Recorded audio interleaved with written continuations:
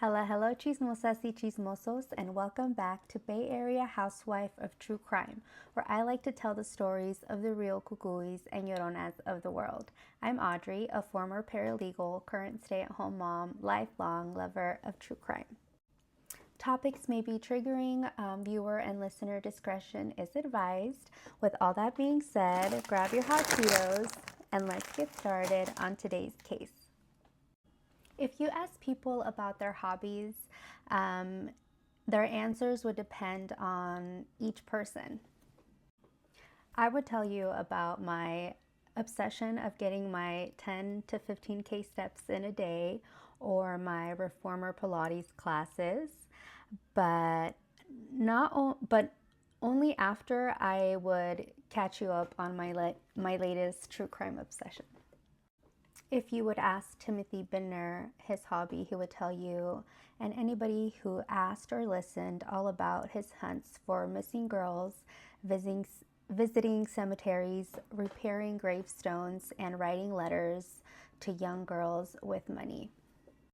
Claims associate for the Social Security Administration by day, gravedigger at night. He loved his hobby so much that he would take time off of work for it. And he also liked collecting recyclables while doing so. Just picture this man at a cemetery walking around with a plastic bag and a shovel, driving around in his shrine of a van. The inside and outside of his car had pictures of young girls in it. Inside of his car were crayon drawings and messages. Timothy Bindner was not a father. In fact, he had a vasectomy in 1976.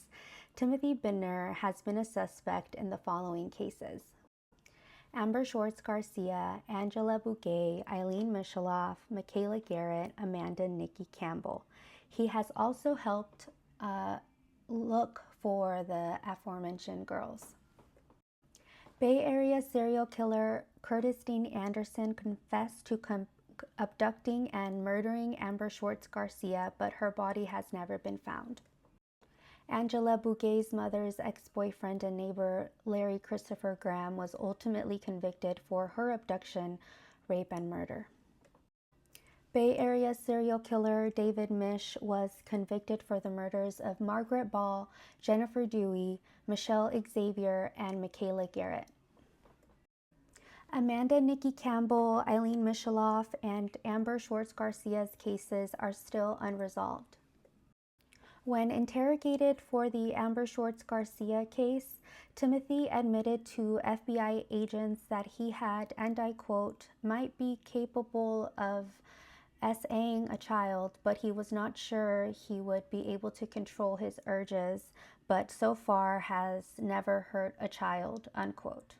To which I strongly disagree, because the psychological effects that all of the children this creep has come into contact with will linger for them for the rest of their lives.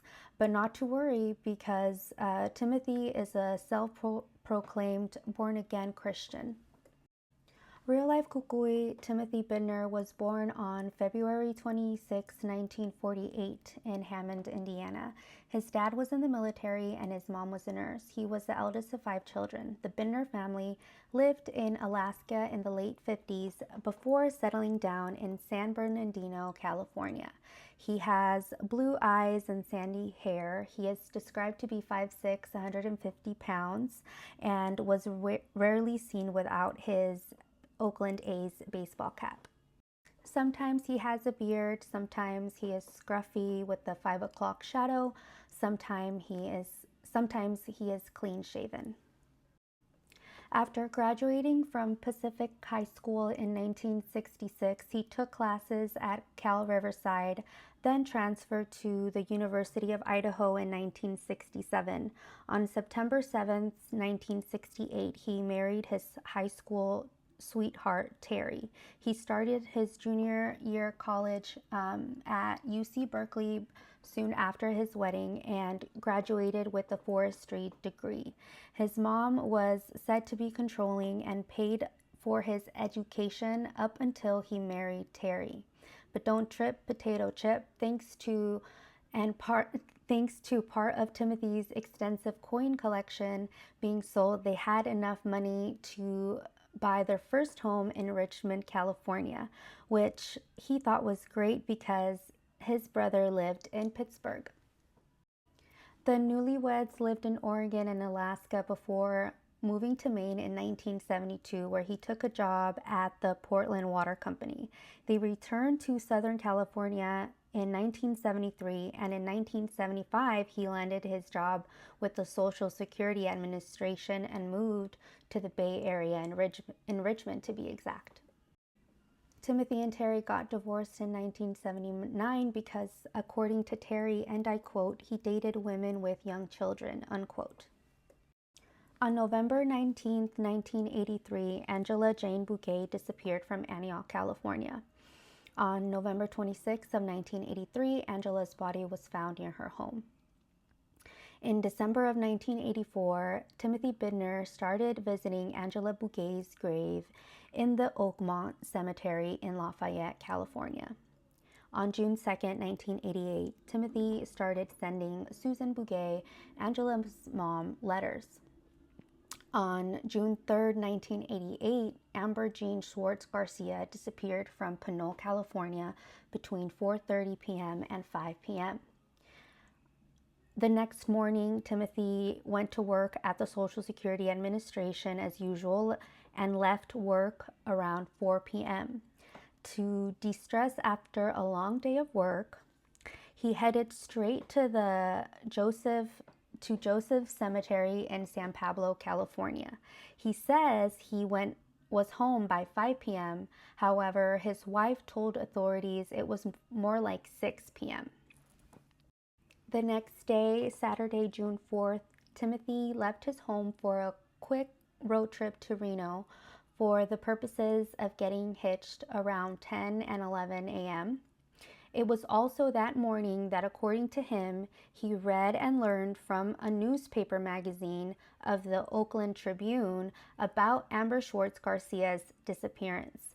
The newly married couple returned on Sunday night, and he was now a stepfather to her 2 young children. On June 6, 1988, Timothy arrived at the Schwartz Garcia home and offered his help to find Amber. On June 15, 1988, dogs tracked Amber's scent to Angela's grave. Dogs also indicated finding Amber's scent in Timothy's van. However, police dismissed the dog's behavior because Timothy had already been at the Schwartz Garcia home. On July 7, 1988, Timothy called Kim saying there was a possible link between Amber's case and Angela Bouquet's case. On July 30, 1988, a deputy sheriff saw Timothy's van parked on Vaqueros Drive in Rodeo, California, approximately 6 miles from where Amber Schwartz Garcia went missing. He was walking up a creek with a plastic bag and a shovel and told the deputy sheriff that he was looking for Amber. On August 16, 1988, another deputy sheriff responded to a call about a man digging a hole by the Franklin Canyon Golf Course. When the deputy arrived, Timothy was sitting in his van and told the deputy that he was searching for cans to recycle and used a shovel to get to hard to reach places.